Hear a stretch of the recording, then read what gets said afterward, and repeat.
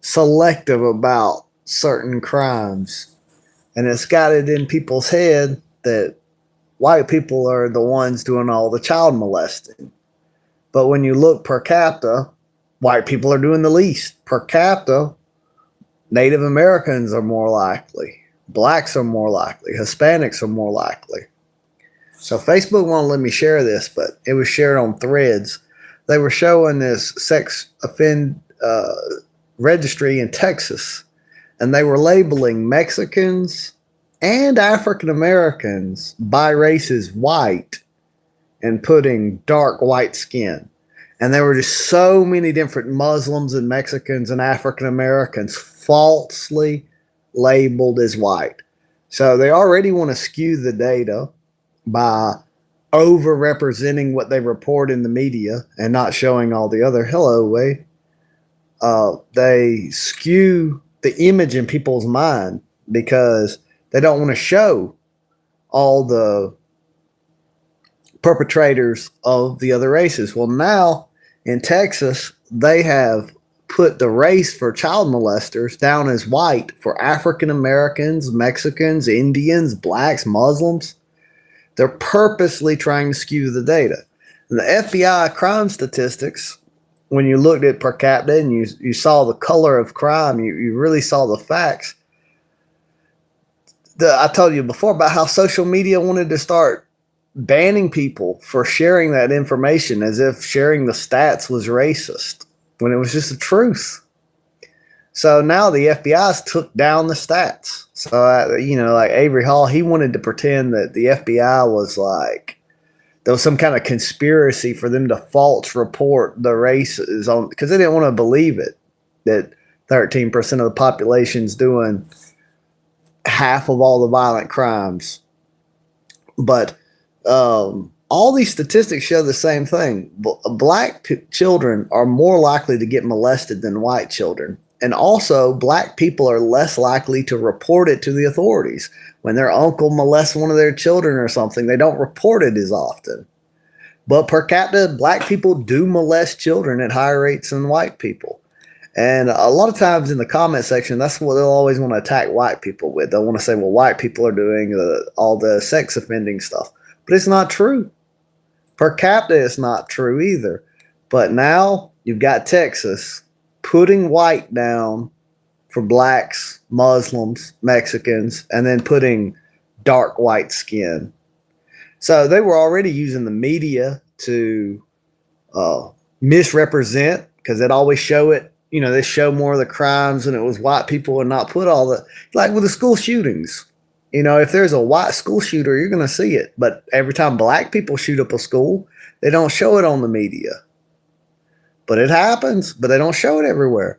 Just like if a black person stabs a white woman to death on the back of a bus, they don't show it. They should have been on the news everywhere. Or when them two gay guys killed that little boy. They took an iron rod and stabbed it up his butt. They killed him. But it would make gay people look bad, so they didn't want to put it all over the media. It was on one local channel. And it's just really, they're going really far, because now they're not only just, well, they took down the crime stats. They took race off the crime stats of the FBI because they didn't like people seeing the truth about it. Well, now they're purposefully lying, and they're labeling when, Muslims molest children and rape children, and Mexicans and African Americans, they're putting their race as white. They're just straight up lying on the official government records now. And if you've ever studied genocide, there's these steps to genocide. And they start to try to dehumanize the people that they're trying to genocide. And I'll say this, and I mean it, and I believe it. For a long time, there's been a lot of very rich and powerful Jews that want to genocide the white race. I 100% believe that. And they're working to say that we don't have a right to be anywhere. They're even saying, you'll have people saying that the English in England are colonizers, that it was originally African Americans in England and Italy and Greece and the Vikings and China and everywhere. And you notice how this comes out, all this new secret history after AI? I see so many things on Facebook where they show to try to show as evidence. They'll have an AI generated image of a African American Chinese, African American British, and the History Channel and BBC and all. They have no integrity. They just straight up misrepresenting history. You'll have a man that was of a patrician Latin family go to Carthage, and then they'll portray him as if he was a sub-Saharan African. You know, just because like they think that like anywhere in Africa means sub-Saharan West African. You have a great day too. You grew up. Okay, let me go up and make sure. Hey mate, hopefully, yeah. I hope I'm having a pretty good day. I got a lot done today. Feel good about it. My arms and legs, all my joints are tired. Not all my joints, mostly my shoulders. Grew up in Oakland, California, and there was a mass shooting every other day. And murder nothing. I know, man. Am I saying Carthage wrong? The Phoenicians that were like the Phoenicians colonized North Africa, like Western North Africa and Southern Spain, and Carthage was started. It was a colony of the Phoenicians that become more wealthy and powerful than the Phoenician city that founded. I don't know if they were calling, if they come from Tyre or Sidon. I forget where they come from. Jezebel, you know, her name's got Baal in it. Jezebel, the Baal or whatever, that their god was Baal, and it meant Lord or whatever. Hannibal, you hear about Hannibal, his name means the joy of Baal.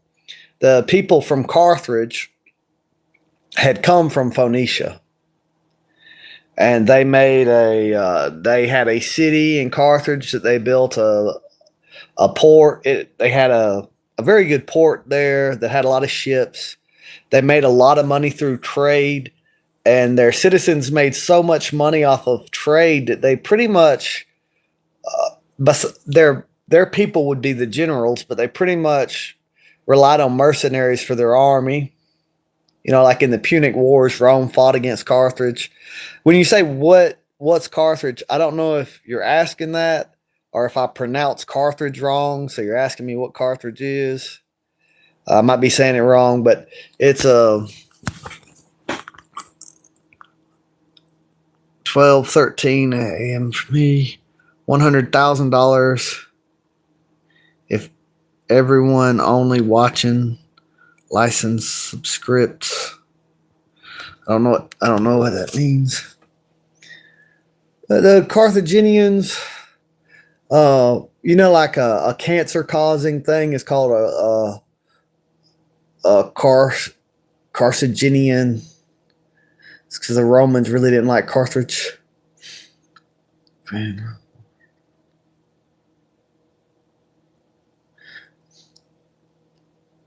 So I'm trying to remember why did I bring up Carthage to begin with? I don't remember what I was talking. Oh, cause, you know, you got like there was a general from Carthage, but he was Latin, and there was a Roman emperor from Carthage, and he had some, on his mother's lineage, he had some Arab in him. But his family had been Latin. Patricians are it like means kind of like the fathers. Now, this is my opinion. You know, people feel different ways about it because when you get into the early history of a lot of nations, a lot of it gets dismissed as mythology or made up. Like a lot of people don't want to believe people when they give their history of where they come from. They want to say, well, you know, like Rome had 7 different kings before they become a republic, and some people don't believe that any of that happened. Some people believe that they just made it up, but I believe that it was real, that Rome did have those kings before they had a republic. And Rome started with the patricians. They are the founders of Rome. And some people believe that they were the refugees of Troy. Some people believe that Augustus Caesar just made that up later. And but anyway, they were the original families of Rome. They become the nobility. And after they had built Rome, and Rome was really good and a really cool place to be, a whole bunch of other people wanted to show up for the free bread and the entertainment and the benefits, and they were in a lot of ways like communists. They were always wanting free stuff. They were always, they were always wanting the same status without earning it. But I do got to say that over time, the nobles really didn't deserve their position anymore because they weren't being noble as their ancestors were. But in the beginning of Rome, during the days of the kings would they were elected. They were not by blood. Their senate would vote on who the next king would be after a king would die in Rome.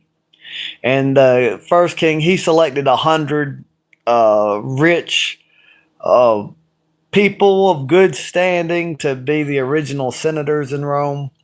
And so the patrician families were those original native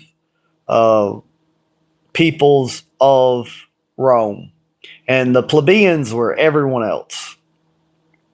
And so, the sir, what was his name? Because I don't, I was just making I'm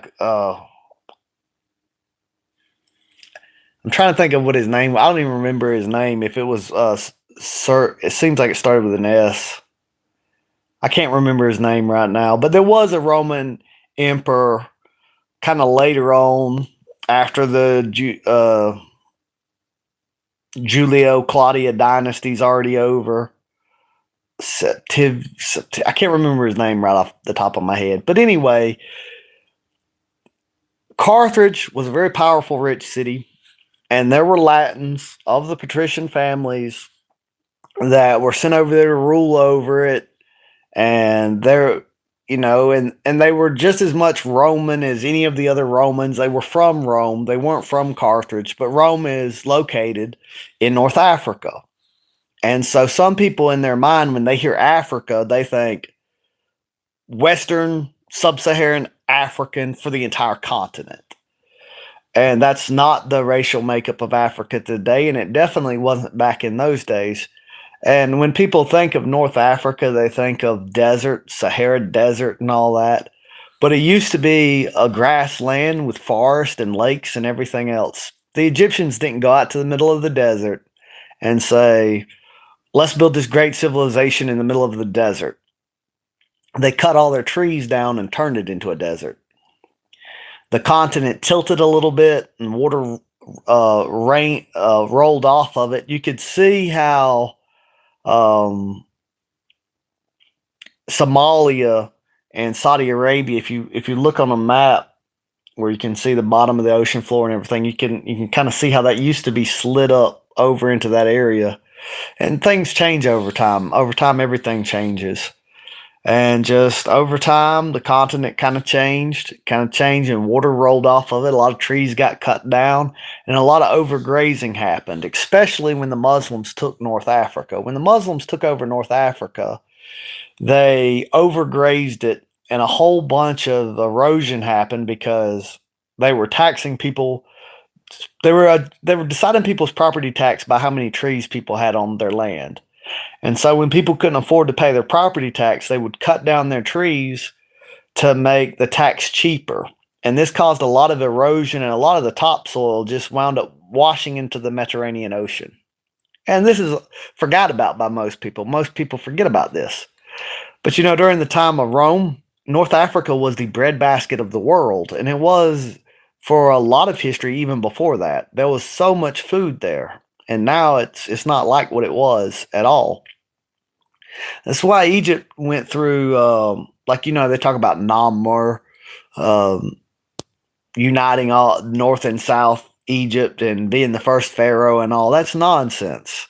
There were a lot of pharaohs before, but used to the Egyptians were spread out throughout a lot of Egypt and a lot of North Africa. But what happened is it began to get more and more desert. It began to get to where you couldn't survive out like you used to. There wasn't all this grass and lakes everywhere. And there was basically everything was just shit except along the Nile. And that forced everyone to relocate and settle along the Nile. And then there's these warring cities. And then over time, Namur, he unites them all into a kingdom. But this is after a collapse and a calamity. There was a time even before then when they had several dynasties and everything. There was a time before then when there were lakes and grassland and fruit trees all over North Africa. And $100,000 if everyone watching.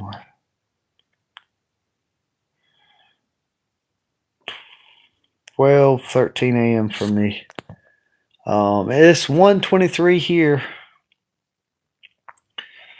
So, but anyway, they do it all the time.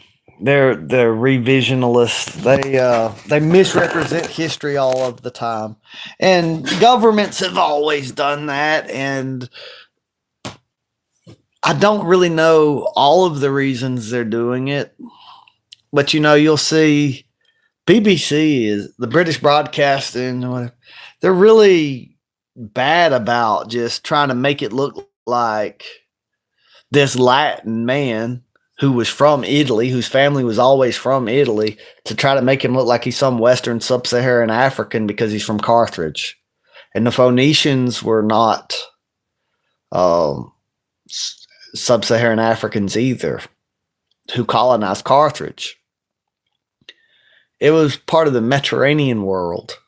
You could trade by sea a lot cheaper and a lot faster, and the Romans moved everything in their empire around by sea, and when Islam began to spread, there were a lot of Muslim pirates that made,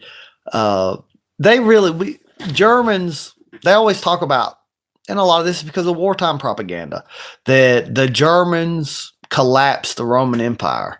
But the Roman Empire was pretty much already destroyed before the German barbarians even started to really become all that much. I mean, they were pressing on Rome, but at the same time, so were the Arabs.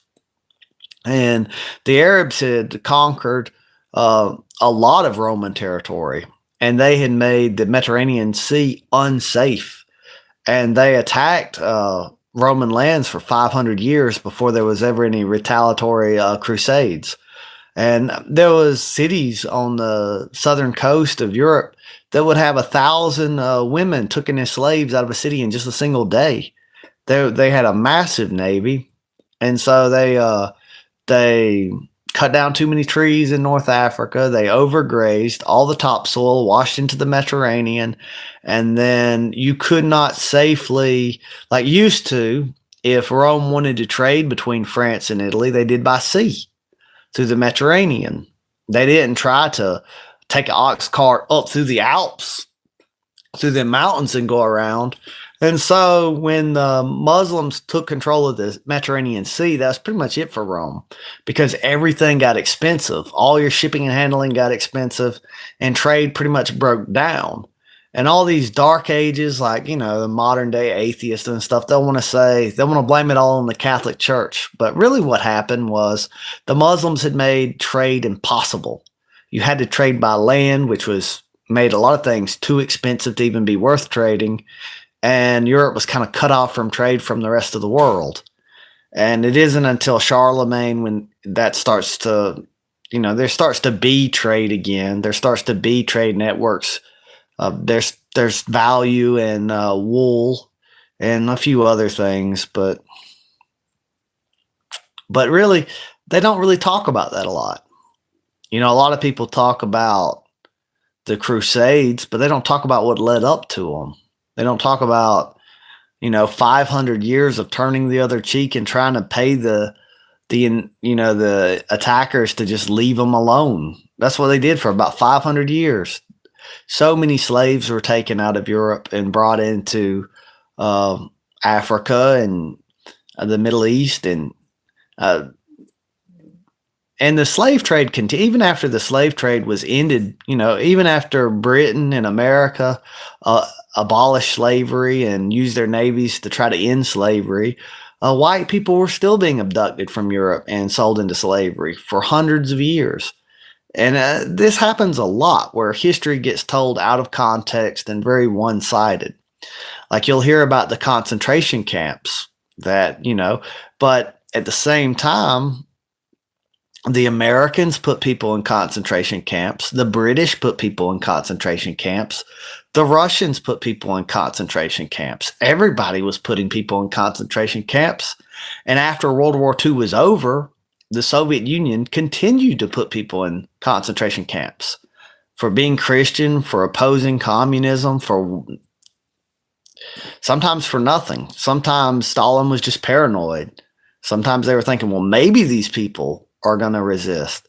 So, the Jews took over Russia and they continued to kill Christians. That's underreported. They killed about 200 million.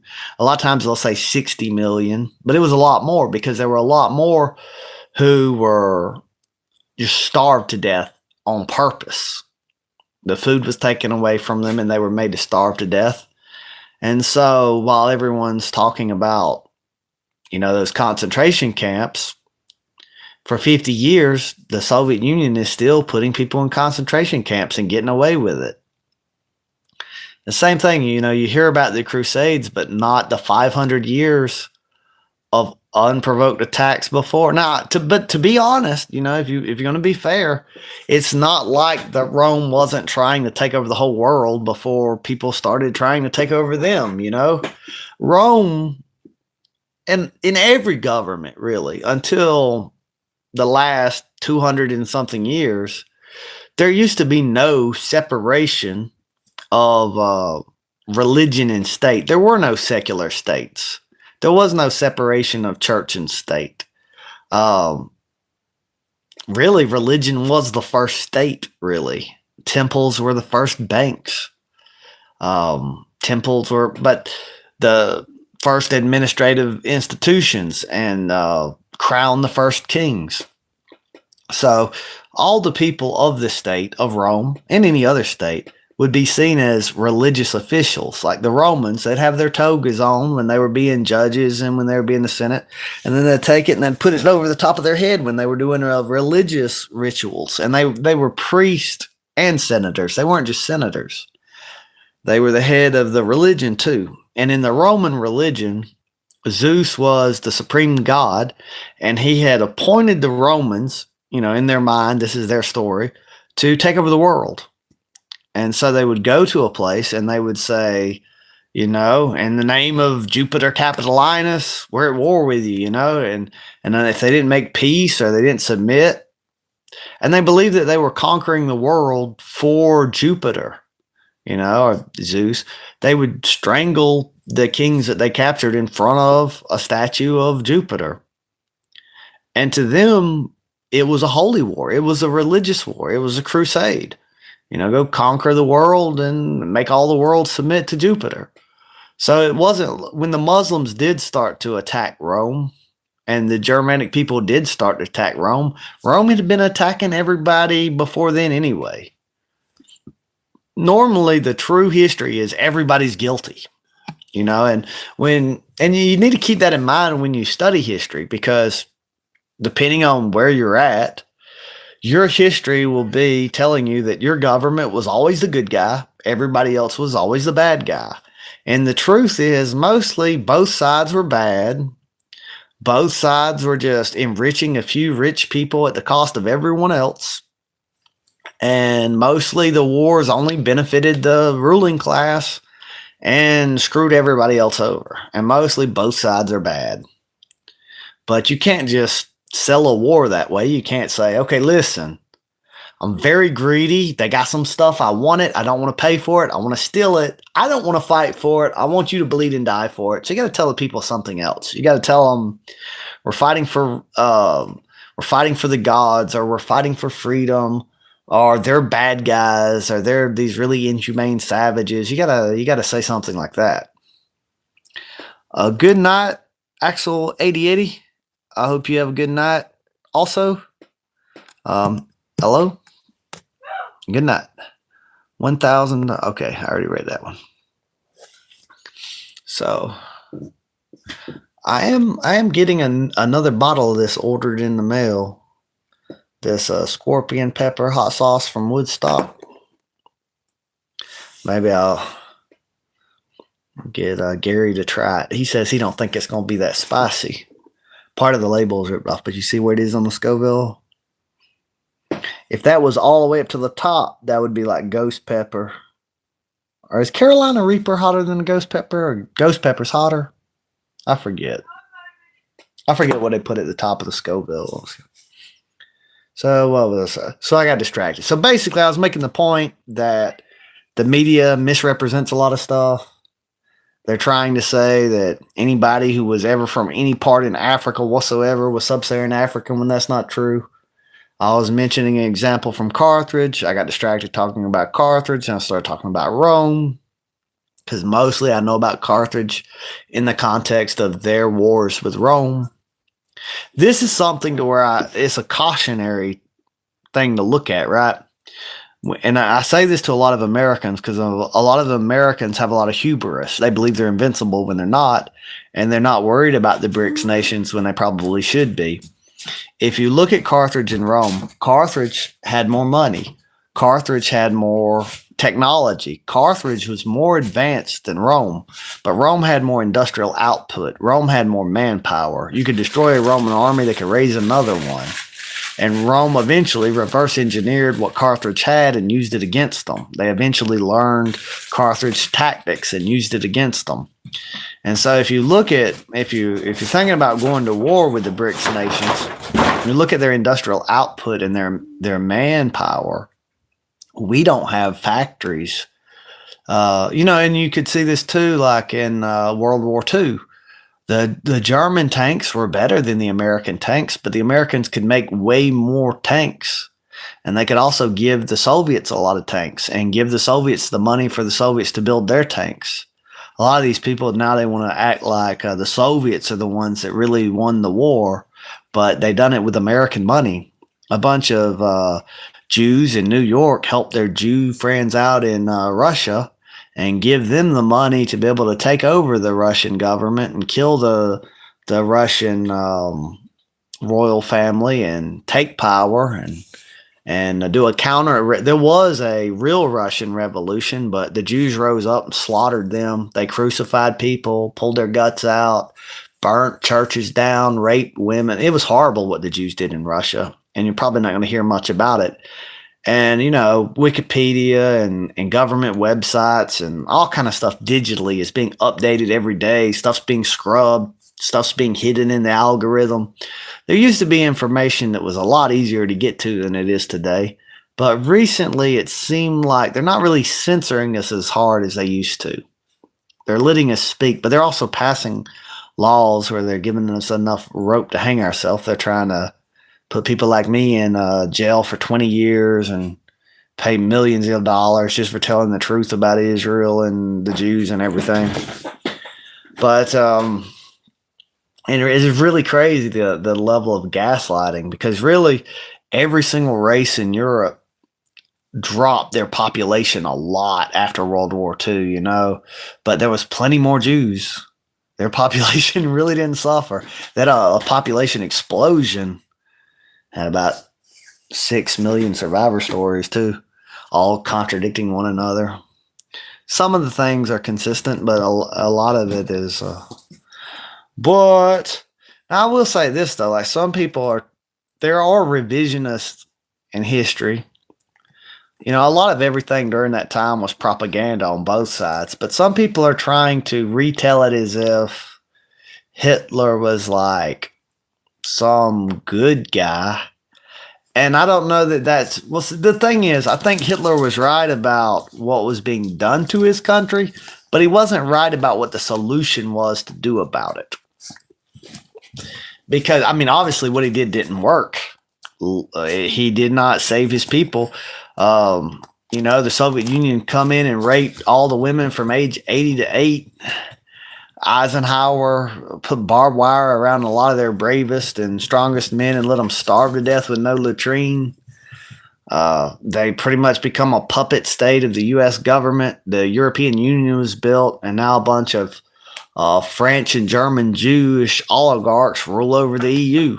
And so it didn't work. He didn't unite the German. I mean, they went from a suicide rate higher than a birth rate, transgenderism being pushed on their children.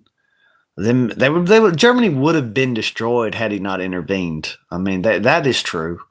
They would have just become another Soviet republic. The Soviet Union would have just took over all of Europe probably had he not resisted. But this idea that you got to go out and just kill all the enemy, or I don't think all that had to be done quite that way. But I didn't live in that time. It's hard to say.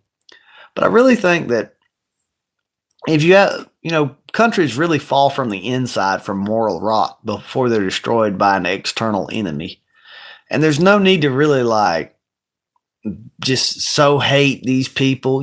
When people are being subversive and they're trying to destroy your people, if you know about it, they can't do much about it if you're a moral people.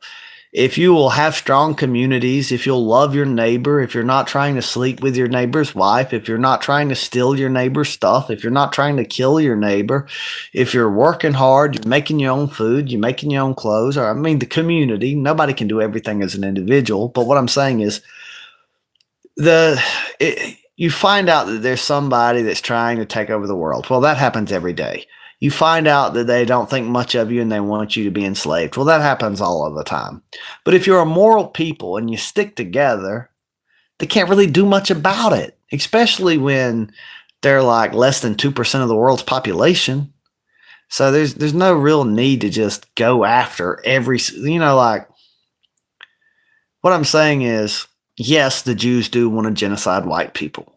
Before World War I even happened, they wrote 4 books about how we were Amalek and they want to genocide us. But there's not very many of them. We don't have to hunt them down. We don't have to hurt them. We don't have to hate them. We can pretty much just mind our own business, be decent people. They get power by us buying the stuff. They don't buy their pornography to give them money. Don't buy the Hollywood stuff. So in Japan, they say the downfall of society begins with the individual or something like that. It's true, there's a lot of people always want to blame the people at the top, right? They always want to say, well, it's the politicians, it's the king, it's the this or that. But a lot of times it is the people. Look at America. Look at how many Americans are willing to join the parasite class. How many Americans are willing to just sit back, not do nothing, and just draw government checks off of the taxpayer? That's destroying the country. And look at the debt we're in. And also look at how we just let the Federal Reserve. We just let these international Jews control our money. Why did we do that? We could undo it, but it's because it's back on us. Where's our balls at? Where's our morals at? A lot of the ways that the Jews are getting money is through fraudulent banking. In the Christian ethic, dishonest scales are an abomination before the Lord. So why do you let them do it? Why do you let them do it? They get a lot of their money through selling propaganda as entertainment in Hollywood. All this filthy movies and stuff. Why do people buy it? They make a lot of money off pornography. Why do you buy it? Or, why are you watching it? So it takes 2 to tango. And so really, but that's what I'm saying about nations aren't really destroyed from without. First, they're destroyed from within. If you are a very virtuous people, nobody can really do much about it. The root of courage is love. If you're just all about pleasure and saving your own skin, you're going to be a coward. But if you love and you can find the courage to protect the people you love. And also subversion depends upon people being willing to go along with the lie. The Soviet Union was propped up on a whole bunch of different lies, and people were afraid to tell the truth because of the consequences, and they would repeat the lying slogans, and they would go along with the bullshit. It's like this transgenderism bullshit. Nobody should ever go along with it, but there's people who do. Nobody believes it, but some people pretend. Some people feel like, well, it's politically correct to pretend a woman can be a man or a man can be a woman. And then there'll be people that actually try to argue this like they believe it when they don't even really believe it. They're just cowards and they go along with the lie. If you've got a people that stick to the truth and, you really could just ignore a lot of people. If you're a virtuous people, you will be prosperous. And now about Japan, Japan was put in a really hard position because they were cut off from a lot of resources that they needed. They were isolated as far as trade goes. And a lot of the Western powers were basically gobbling up everything around Japan. All the Asian countries are, like how England was controlling a lot of China, and France was controlling a lot of Southeast Asia, and America was getting involved, and they were kind of shutting. They had gotten, but see, Japan shouldn't have ever went along with the fraudulent state bank, the international banking anyway. But that kind of put them in a bind because the U.S. dollar was the reserve currency, and Japan pretty much, they begin to attack their neighbors and everything because they're trying to get a hold of steel and rubber and oil. And they were fighting the British, and the Americans were sending supply to the British. Like they say, why did Germany declare war on America? And why did Japan attack on Pearl Harbor? But it's not like America was really neutral. America was supplying the enemies of both of those countries. But the real treachery, the Soviet Union was supplying the Soviet Union supplied Nazi Germany while Nazi Germany took France. And they agreed to split up Poland, and they were both invading Poland, but people got mad when so they say, well, look, Britain had no choice but to declare on war with Germany because they had a mutual protection pact with Poland. Okay, well then why didn't they go to war with the Soviet Union when the Soviet Union had invaded Poland? See, that doesn't make any sense. So, but, and now some people try to like Japan did a lot of atrocities in the Philippines and in China, throwing a bunch of babies up on bayonets and all kind of stuff. And there's some people that want to kind of retell it like Japan did nothing wrong. But like I said before, it's like everybody's the bad guy, really, on most nations. When war is involved, it normally comes from a place of covetousness. Somebody desires something that doesn't belong to them, and they don't want to pay a fair price for it. They want to steal it. They want to just fight over it.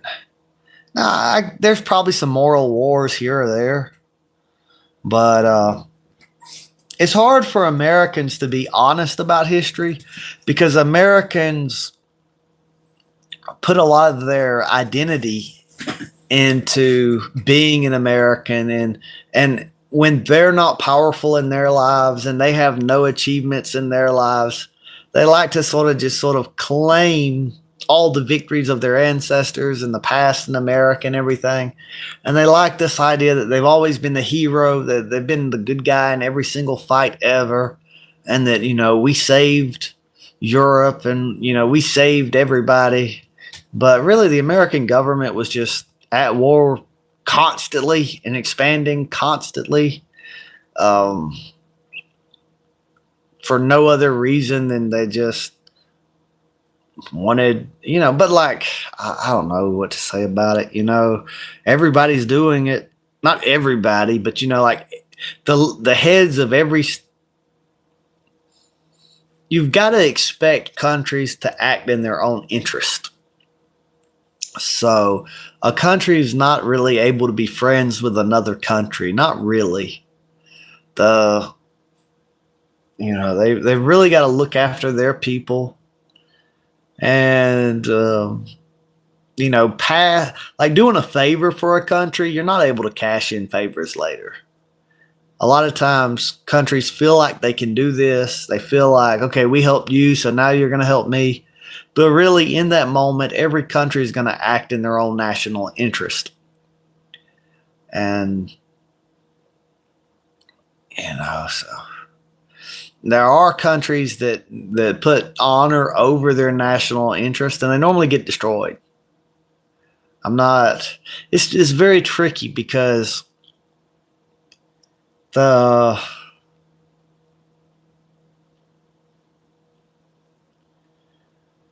you kind of have to be to get power. You kind of have to be perceived as being a good person, while at the same time not really being good. Kind of being,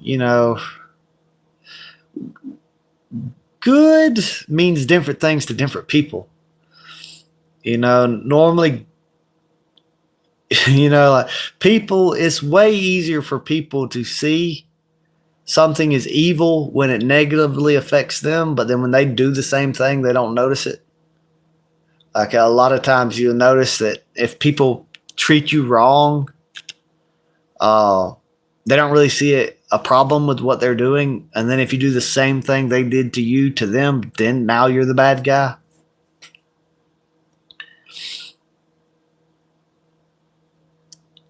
Yeah.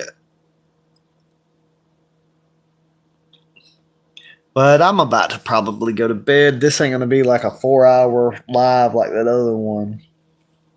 Probably should have already went to bed, really.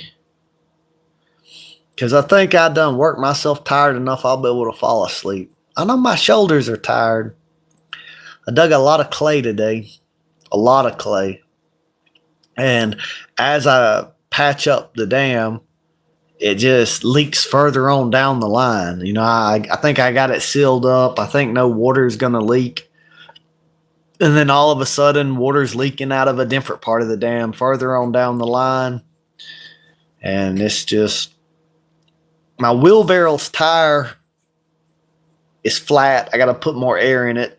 So I've been carrying all the dirt in like little buckets, walking back and forth 1,000 different trips, digging clay out of the shallow pond, using it to dam up the dam on the bigger pond. And I'm just pretty tired. There's a lot of the fish are doing really good. I don't know if you've seen the video where that little water hole, it dries up. It hadn't dried up all the way, but it was close to it. It probably had 15 gallons of water in it, and it got too low for the mosquito fish. And I rescued all of them, but probably about 20 of them, and put them in the creek, and they're doing really good in there. And the rest of them, I was just going to leave them there because the raccoons were eating them. I figured to let the raccoons eat. But then I said, you know what? I'll just go I got a 5-gallon bucket, and I just made a few trips and just added more water to it to give them enough water so they could keep on keeping on in that where they're at. But I didn't want to put too much water in there because I still want to dig that clay because it's just as I go further away to the other side of my property, it becomes sand. And sand erodes away a lot easier than clay, and water passes through sand easier than clay. And so, I want to build the dam up with clay, not sand. So while that other pond is almost dried up, it's a perfect time to dig it out to get clay to patch up the other pond dam, and to there's rules about building dams and wetlands about how many feet they are, and If it is a wetland, you can't do it without regulation from the Army, engineer, something other bullshit. But nothing that I'm doing, that doesn't apply to anything I'm doing, which I'm glad it doesn't. Because I looked at the maps of the wetland maps, and I looked, and there's something about height requirements of dams that once it gets so many feet up and everything. But just rainwater that just drains on my property sometimes. Me building a 2-foot earth bank to divert that water into a ditch, I'm allowed to do that. So I was worried that I might have some kind of problems with that, but I don't. I'm in the clear with that. But I wish the wheelbarrow tire would have still been inflated. I think the next time I planted a lot of oak trees. A lot of oak trees. I want to put the reason I planted so many oak trees is because, I probably won't be around here, because these oak trees are like this big. Got them to sprout out acorns. I'll be dead by the time them trees are mature or whatever. But in the future, it'll provide a lot of food for hogs and deer and squirrel, and even people can eat acorns. And also, I wish people would let a lot of these hardwood trees grow longer, because there's some of these trees will get a lot bigger under ideal conditions than people believe they will. I've seen an oak tree that 8 men couldn't hug it. Like if you put your hand to hand, 8 people around, and it was and the weight of the tree pushed down on the ground. And these ancient trees like this, they can send their roots deep into the ground and bring water from aquifers up to the surface. And enough of them can build creeks and rivers. There's a lot of places that the water table is dropping too much because people are not letting trees grow to their full height. They're growing a lot of trees and cutting them down when they're big enough for lumber, telephone poles, or whatever, and then they plant new trees. And they don't let, and I'm not saying that we can't do that, but that we need to have a few trees that we let just get real, real big. And it's not just because eventually when the tree gets big enough, its roots bring water up to the surface, but also the tree's textured bark, once they get to be real ancient trees, they become more efficient at pulling water out of the air through condensation. They catch water from the air. And also, especially on hillsides, when you've got trees on the hillside, not only are the roots holding the hills to prevent as much erosion, the tree leaves themselves are causing, when the rain rains on the hill, it softens that force of water onto the hill. It spreads it out. It dampens it.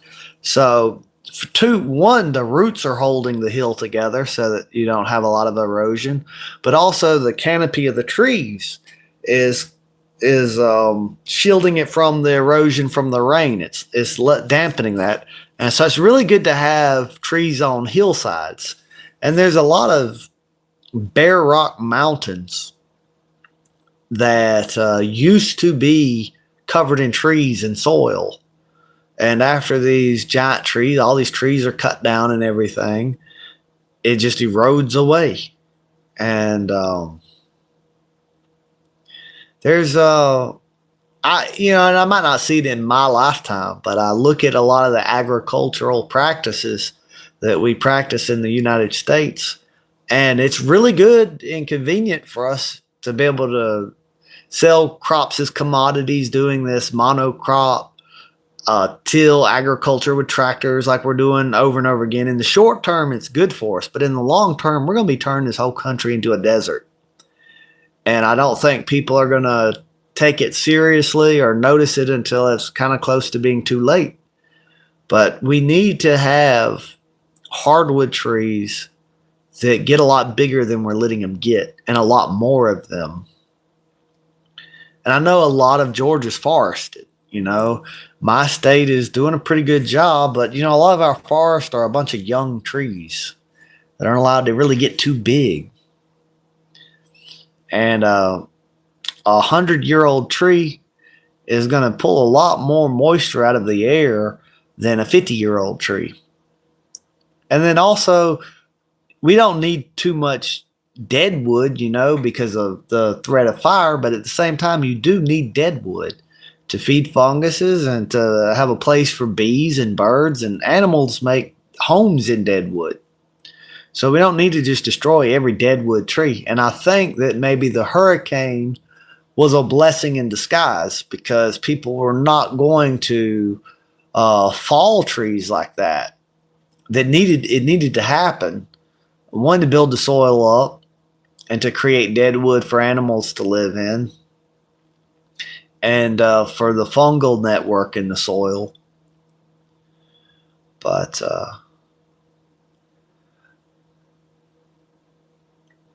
I'm really happy that my olive trees are still alive and that they're doing really good this year. And when my truck had broke last year and I couldn't get up there to water them, the tiniest ones died, but none of the big olive trees, and I say big, but they were only about this big. Olive trees grow slow. None of them died, but there were 3 of them that I thought died, but they just died to the ground, and they've grown, they've sprouted new branches, and they're still alive, and I'm very happy about that. And it's going to be a long time, before them olive trees are really at any kind of olive trees grow slow. But when I planted olive trees, I was told, don't plant olive trees because they take a lot of nutrients from the soil. Well, I can add nutrients to the soil with manure. Through composting, I can build the soil up. When I planted peach trees, I was told, don't plant peach trees. Deer, when they go to scrape the velvet off their antlers, they'll scratch up your trees and kill them. Every time I was going to do anything productive or useful, there's always somebody who always comes up with a reason not to do it. Some very risk-adverse person. There's like, there's a risk in it. Don't do it, Don't go outside. A lion might eat you, It's like, and sometimes I have setbacks. Sometimes I have failures. But you just got to keep doing it, Like, I had some honeybees that got ate by ants. And I went to get more honeybees. And my brother said, don't get no honeybees. The last ones got killed by ants. Well, I come up with it. I got this trap with mineral oil that keeps ants from being able to get in there. And I learned my lesson. And I have bees.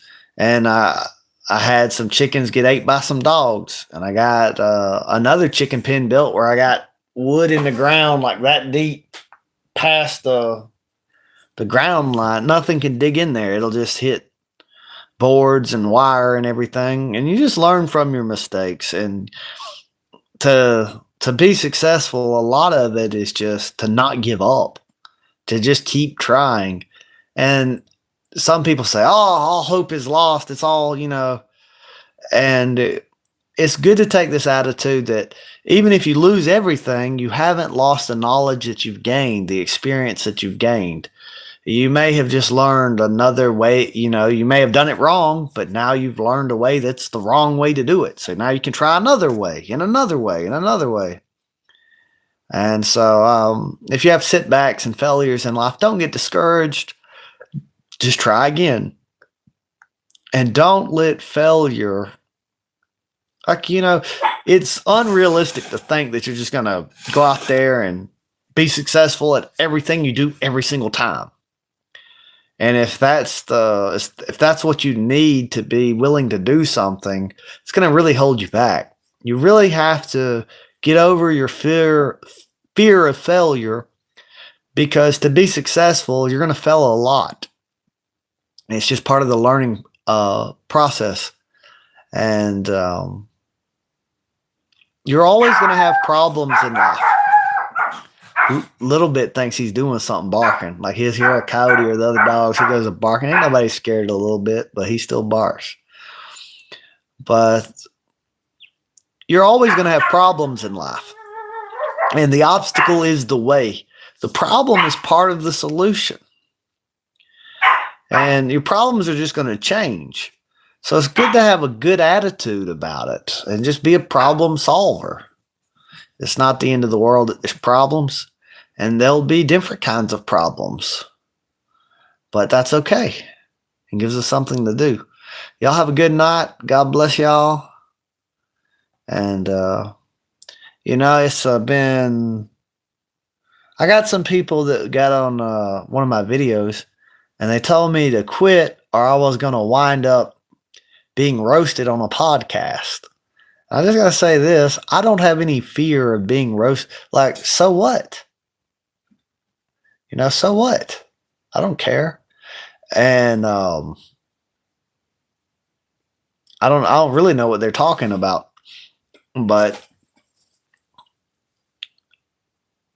it's not, that might be their fear. That's not mine. And that would probably just get more views on my channel. But I don't have my channel monetized. So I'm not trying to make any money off this channel. So I never fear, oh no, if I say something they don't like, they're going to take my money away. Because I don't give them that leverage in the first place. And I'm not at that threshold of enough views yet. I've seen a lot of other channels that say some of the same things I say. And they're allowed to say it till they get about 100,000 subscribers and they start deleting you.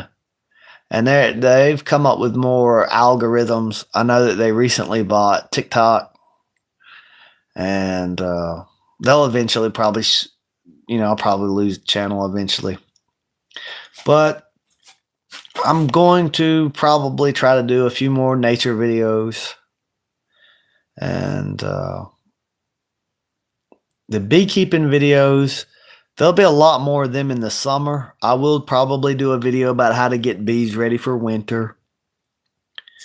But most of the work now that I've got to do is just mulching trees for the winter, getting grass away from them, getting the chicken pen a little more warm, setting up the greenhouse.